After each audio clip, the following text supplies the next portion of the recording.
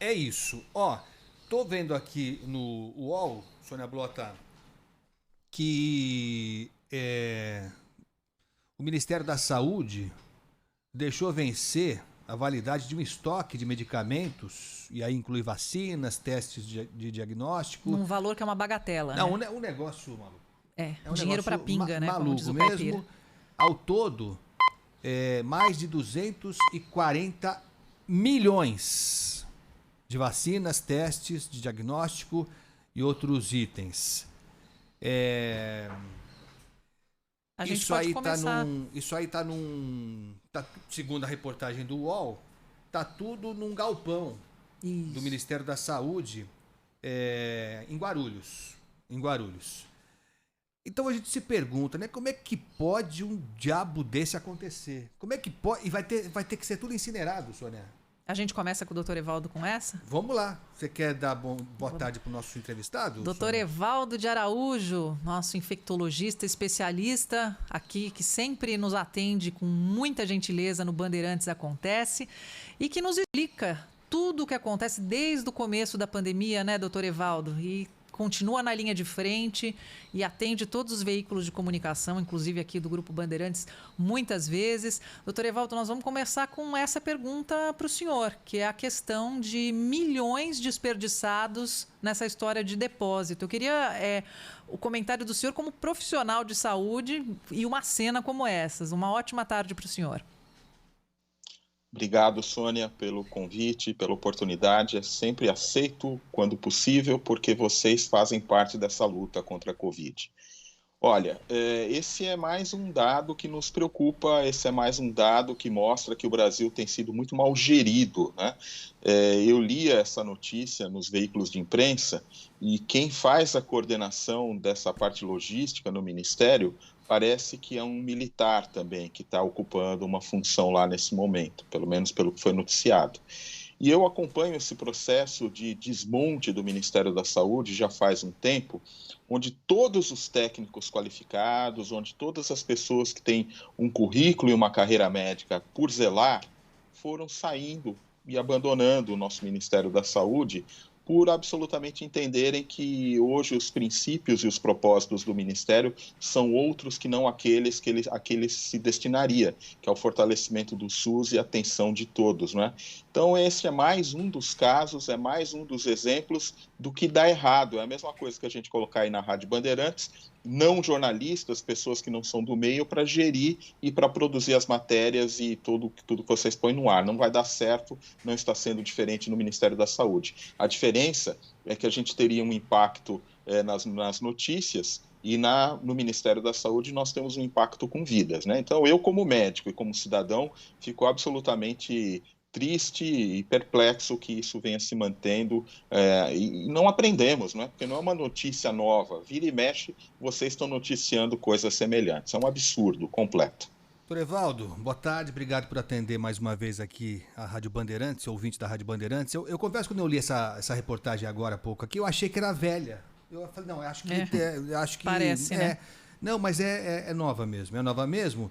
E aí tem algumas coisas que aí, para além da ação criminosa, que é você desperdiçar dinheiro público, e dinheiro público que vai interferir não só no caixa do governo, mas na vida das pessoas. Sim. Porque é dinheiro que virou remédio e que agora vira lixo. E aí tem algumas coisas que vão merecer mesmo uma atenção, na minha opinião, né? Esse estoque todo, Sônia, doutor Evaldo, ouvintes, ele é mantido sob sigilo pelo Ministério da Saúde, por algum motivo, pelo Ministério da Saúde. E o Ministério usa documento de 2018 para negar pedidos de acesso a dados.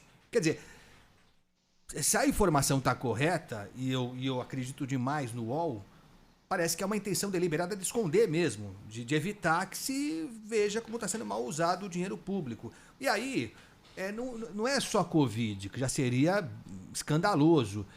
Nesse estoque aqui, que agora vai ser incinerado, tem de tudo um pouco. Tem caneta de insulina. Uhum. Então, se você que está ouvindo a gente vai lá no postinho e não tem o insumo para diabetes, para você medir o açúcar no sangue e tal, tá lá.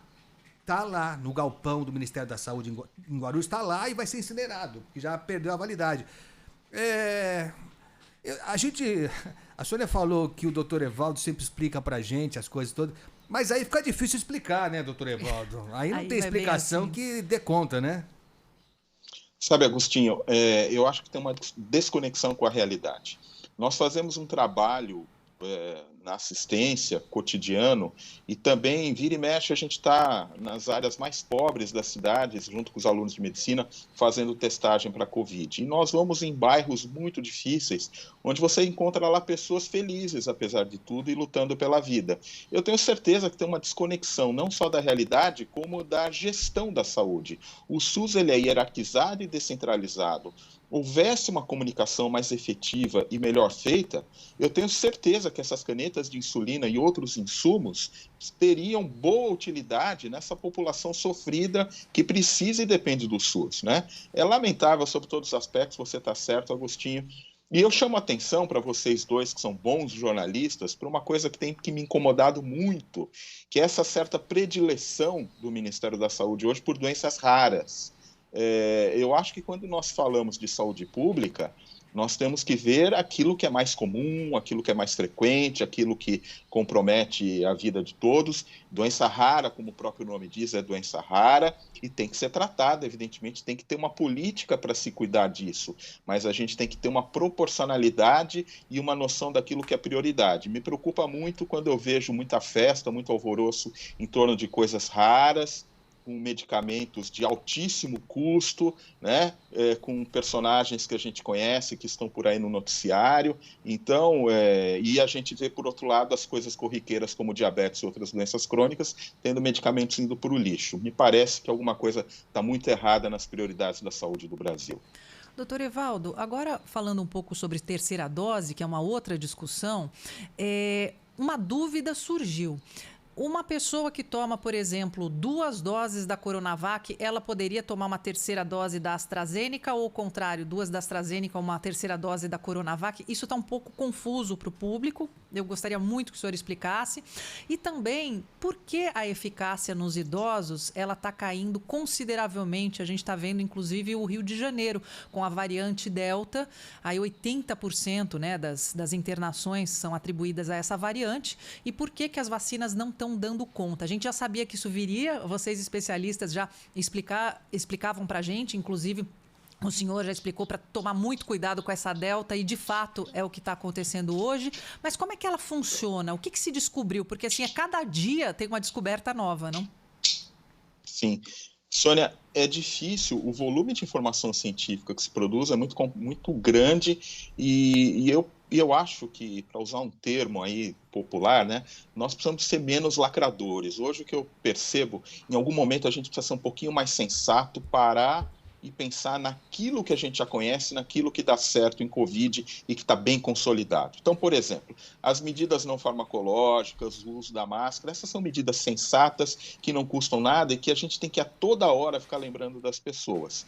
E existem outras coisas que se colocam como uma medida que a gente tem que decidir em cima de bases ainda muito primárias, mas que a gente tem que fazer uma decisão sensata, porque nós temos que ter coerência. Da mesma maneira que nós criticamos hidroxicloroquina e outras medidas que foram tomadas ao longo da pandemia sem nenhuma base, mas porque era uma necessidade, agora, nesse momento que nós estamos falando de vacina, de terceira dose, nós temos que nos ater a um mínimo de cientificismo, de evidências científicas de boa qualidade, para que a gente tome as melhores decisões, para não sermos acusados de estarmos fazendo o mesmo que aqueles que defendem coisas sem eficácia ou faziam. E aí, entrando na sua resposta, Sônia, o que eu quero te dizer é que nós estamos tomando decisões com muito pouca evidência científica e baseado muito no empirismo e no que deu certo lá fora. Então, por que o idoso? O idoso, ele naturalmente, ele já é uma pessoa que tem um sistema imunológico pior. Existe um fenômeno chamado imunossenescência. Quando a gente envelhece, nós perdemos a nossa capacidade de fazer uma resposta imune contra várias situações, tanto infecciosas como outras situações, como o câncer, que também depende de um sistema imunológico sadio para que combata. Por isso que o idoso é uma vítima maior e preferencial de doenças infecciosas e do câncer. A nossa imunidade, ela também tem dois componentes. Ela tem um componente que são os anticorpos e ela tem um componente que são os linfócitos, as células de defesa de outra qualidade. Os anticorpos também nós sabemos que eles diminuem naturalmente. Se a gente fosse manter todos os anticorpos contra tudo o tempo todo, o nosso sangue mal ia circular nos nossos vasos sanguíneos, porque ia ser um congestionamento, ia ser uma coisa viscosa andando pelos vasos sanguíneos. Então é um processo fisiológico e natural que a quantidade de anticorpos diminua. E o que a gente tem visto na literatura são artigos mostrando que essa diminuição não necessariamente é maléfica, não necessariamente ela é danosa para as pessoas, porque ela tem, de um lado, a perpetuação da defesa celular, que diante de uma reexposição ao vírus vai nos proteger das formas graves. Mas, na prática, observou-se em Israel e em outros lugares do mundo que essa diminuição de anticorpos, especialmente em idosos, estava começando a se correlacionar com mais morte e mais internações. Então, alguma coisa tinha que ser feita. E o que começou a se fazer? Vamos fazer um booster, vamos fazer um reforço de vacina, e se observou que, na prática, isso funcionava. Muito bem, funcionou com vacinação heteróloga, que é você fazer uma vacina diferente da original, e funcionou com a vacina igual quando a gente usou as vacinas de alta imunogenicidade, como é o caso da vacina da Pfizer ou da Moderna, que são de RNA mensageiro, ou as de vetor viral, que no caso do Brasil é a AstraZeneca. Então, Sônia, tanto a gente pode vacinar com a mesma, como a gente pode vacinar com vacinação diferente. O que se diz, e começa a surgir pouquíssimas evidências ainda, e algumas contraditórias, é que talvez seja melhor nesse reforço a gente fazer com essas vacinas mais imunogênicas. Por quê? Porque já é uma população mais idosa com imunossenescência, as vacinas de vírus inativado, elas não induzem tanta imunidade ou com a mesma rapidez, então você teria que trocar. Mas isso, como eu disse no começo dessa minha longa resposta para vocês, é absolutamente empírico, nós estamos começando a observar. E um dado que eu gosto de enfatizar: essa população que está sendo revacinada agora, ela não sai de uma imunidade zero. Ela tem imunidade induzida pela vacina e muitos deles a imunidade induzida por uma infecção pregressa. Ou seja, minha opinião, e eu acho que a Secretaria do Estado de Saúde do Estado de São Paulo compartilha dessa opinião, é que não saindo do zero, neste momento crítico, com a Delta chegando, é importante aumentar de novo a produção de anticorpos. E aí, a vacina que estiver disponível deve ser utilizada. No momento que a gente tiver a possibilidade de fazer vacinação heteróloga para todos, ou seja, uma vacina diferente da original, isso poderá ser feito. Mas vai depender de estoques, e eu não sei como é que está o planejamento da Secretaria para isso, e pelo que eu tenho acompanhado, parece que está difícil conseguir fazer reforço e continuar vacinando na outra extremidade, que são as duas ações que a gente precisa. Doutor Evaldo, ainda nessa linha aí, concretamente então, a terceira dose pode ser feita pela Coronavac, né? Porque criou-se, infelizmente, houve um problema de condução nessa história toda, essa briga eterna entre o governo de São Paulo e o governo federal só traz problema, né? Não traz luz nenhum, é só calor mesmo. E aí o governo de São Paulo também, quando foi apresentar a Coronavac, acabou indo mal demais na comunicação, sinalizou com uma eficácia que depois não se confirmou, e os especialistas disseram, como o senhor disse várias vezes aqui, que não tinha nada de errado, que a Coronavac era perfeita para nossa necessidade e tal, mas ficou esse fantasma sobrevoando as nossas cabeças. Então, concretamente, não há nenhum problema da terceira dose ser Coronavac, ao contrário do que o Ministério da Saúde vem sugerindo, doutor Evaldo. De novo, Agostinho, são poucas evidências científicas para que eu seja tão assertivo e diga não há nenhum problema. Eu posso dizer não há nenhum problema de segurança. Aparentemente, em teoria, não há problema do ponto de vista de induzir resposta imune, mas as melhores evidências, entre as poucas que existem, apontam que os dados com vacinas mais imunogênicas, como é o caso da vacina da Pfizer, são melhores. Acaba de surgir um artigo, ainda não deu para ler o artigo original porque ele não foi divulgado, mas já está citado no meio da mídia, mostrando que o booster com a Coronavac também foi tão bom quanto das demais. Então, Agostinho, o que eu diria para as pessoas nesse momento é: melhor do que tomar Coronavac com esse receio, né?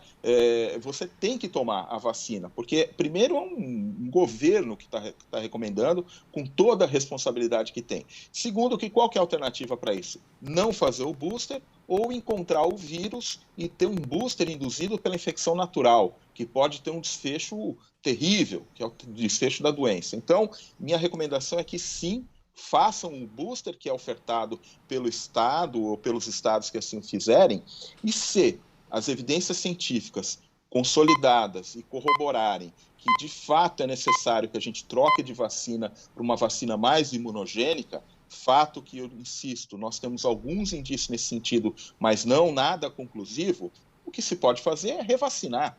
Não há nenhum problema em se revacinar assim que necessário com outras vacinas. O senhor diz porque ainda não se sabe o prazo, assim, para a média da população, não? Não, Sônia, esse é um dado interessante que você coloca. Primeiro, eu queria voltar um pouquinho e sair da revacinação e falar de um outro fenômeno que esse está bem se consolidando na ciência. Quem teve Covid e toma uma dose de vacina tem uma grande proteção.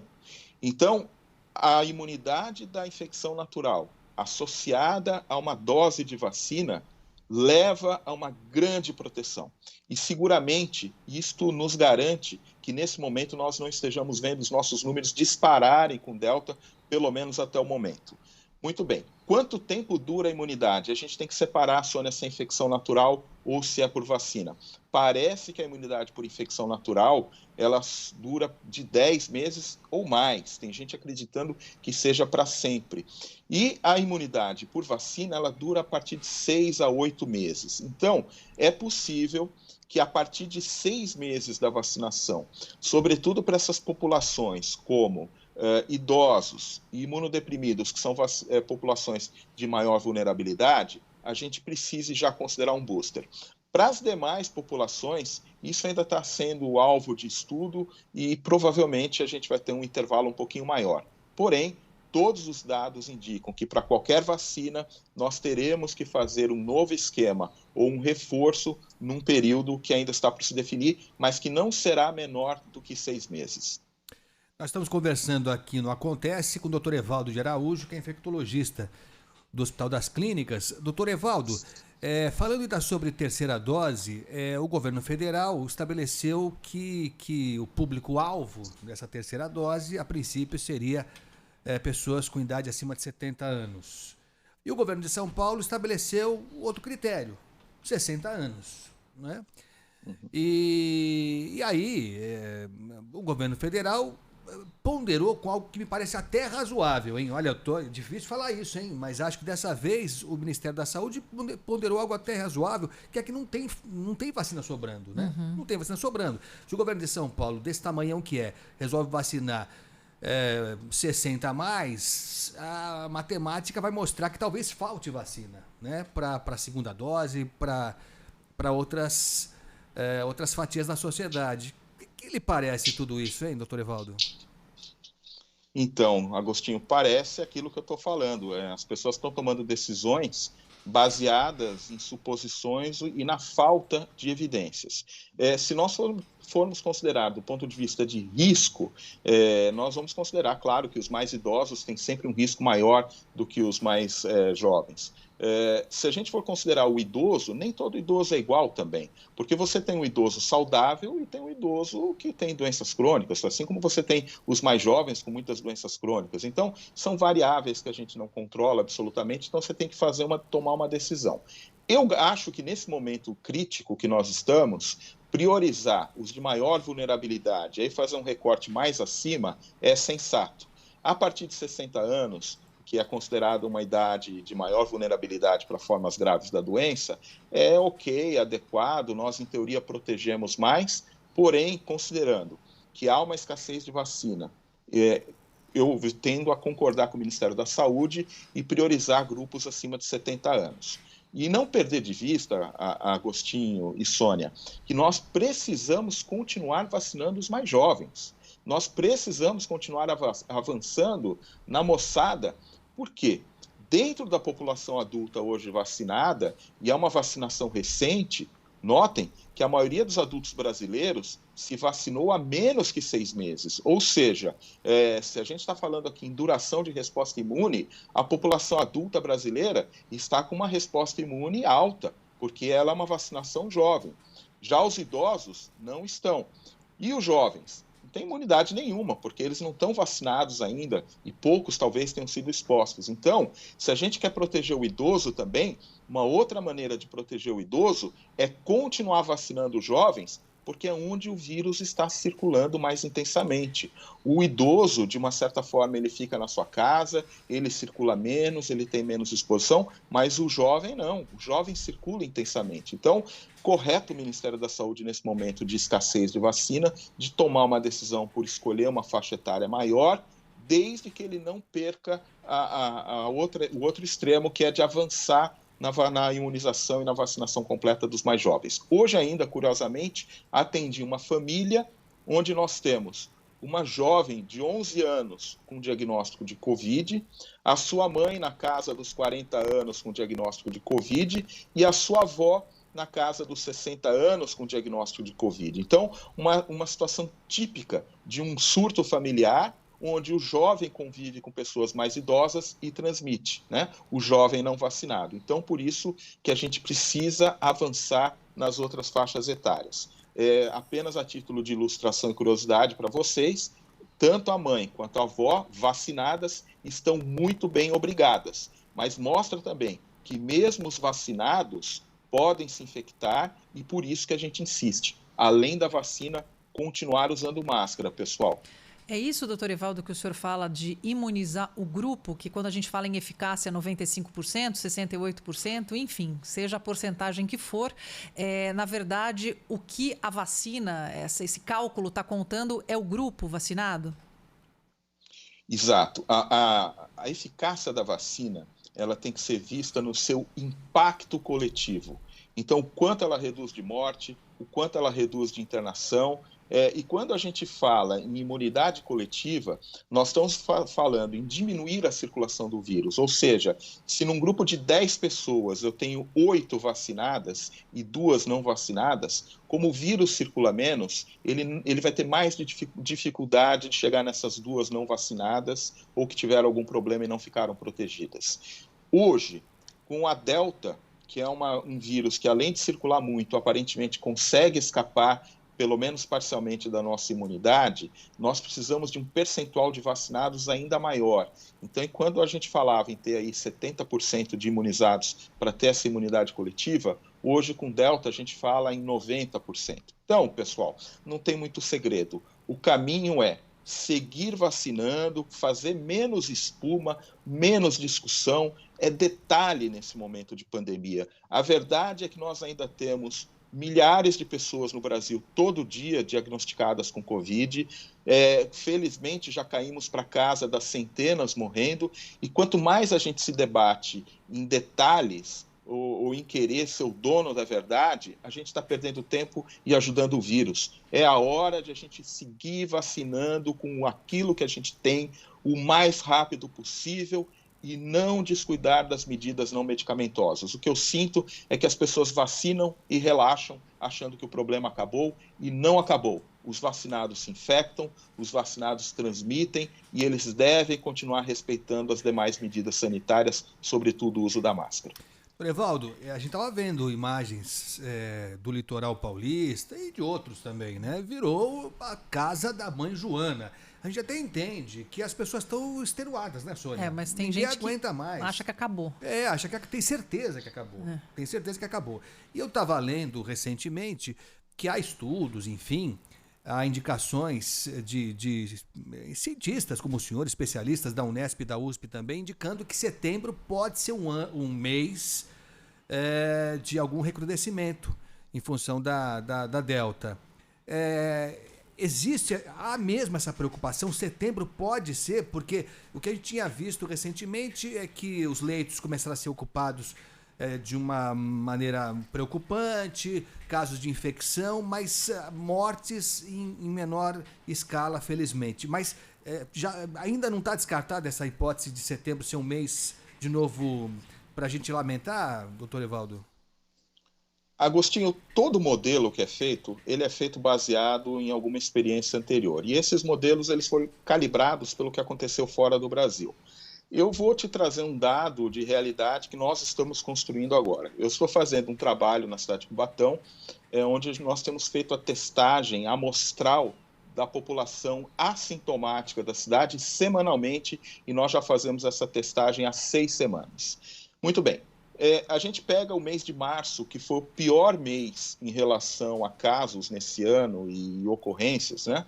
E comparamos com o mês de agosto, houve uma redução de praticamente 100% no número de internações e casos graves de Covid e uma redução de 70% no número de atendimentos de Covid. Então, isso reflete que há uma redução efetiva do número de casos. E nessa testagem que nós temos feito, a prevalência em assintomáticos está menor que 1%. O que eu quero dizer com isso é que os indicadores reais, em tempo real, que a gente está vendo, são de transmissão comunitária baixa no Brasil. O que pode explicar isso? Primeiro, que a nossa vacinação está aumentando. Então, lembra-se que eu falei há pouco que quando você já teve Covid e toma uma dose de vacina, você tem uma imunidade muito alta, equivalente ou superior a 2 doses de vacina. Se isso estiver certo, estiver acontecendo no Brasil, com um grande número de infectados que nós tivemos e com praticamente quase 70% da nossa população já com uma dose, pode ser que nós tenhamos aí um cinturão de imunidade. Quando a gente olha para 2 doses, nós chegamos também num percentual interessante já no Brasil, aí, pouco mais de 30%, logo 40%, né? Então, talvez essa previsão de setembro ela não se confirme. Ou, se ela se confirmar, ela será de muitos casos, mas de menor gravidade, num modelo semelhante ao que aconteceu na Europa, por exemplo.